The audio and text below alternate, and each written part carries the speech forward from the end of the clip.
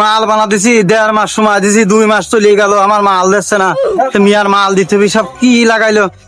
কারখানায় তো লোকও নেই, লোক নেই, জন নেই, কারখানা সব গেস কোন, আমি বিষয়টা বুঝতে পারছি না।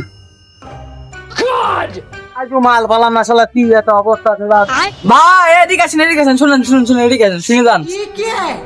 কি ভাই, কি এদিকে আসেন। আজ কয়দিন ধরে আপনি দেখছি ওই কারখানায় খালি ঘোরাঘুরি করছেন, কি হয়েছে ব্যাপার কি? ধর বাবু কে না, আমি আমার মিয়ার ফার্নিচার বানাতে দিছি আজ 2 মাস ঘুরতে, আমার সে মালই রেডি হয়নি, আমার মাল দিতেই পারছে না। এখন কি করবো সেই চিন্তাই করছি। বাবু তুমি হাত জায়গা পাওনি, ও দুনিয়া সিটার, ও বিশ্ব সিটার, ও তোমার ঘুরে ঘুরে তেল বাইর করে ফেলবে নি। এখন কি করবো বাবু, কিছু করার নেই, এখন আমি দিয়ে ফেলেছি, কিছু করার তো আর নেই। তো যদি মাল আমার এরকমই করার মারি, আমি কিছু থবো না তো, আমার তো খুব মানে কি করবো রাগ, আমি তো চেক দিতে পারছি না। ঠিক আছে বাবু, তাহলে থাকো, আমি গেলাম, আমি এখন খুব টেনশনে রয়েছি। বাবু তুমি ভালো সিটার হাতে পড়াছো গো। আরে মিস্ত্রি 3 দিন কামে যার গেল না, বিষয়টা কি? ফোন দিলি, ফোন তো ধরছে না। যাই দেখি দোকানের পর যাই দিন,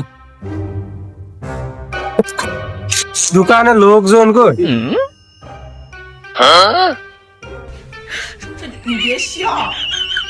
ও মিস্ত্রি ভাই।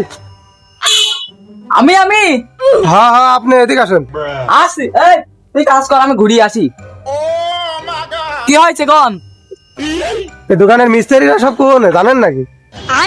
কে কি হয়েছে ভাই, কি করবেন? কি আর কব, আমার বাড়ি 3 দিন কাজ করেছিল, তারপরে হারা গেছে, আমি পায়খানায় গেছি, আসিয়ে দেখি আর নেই।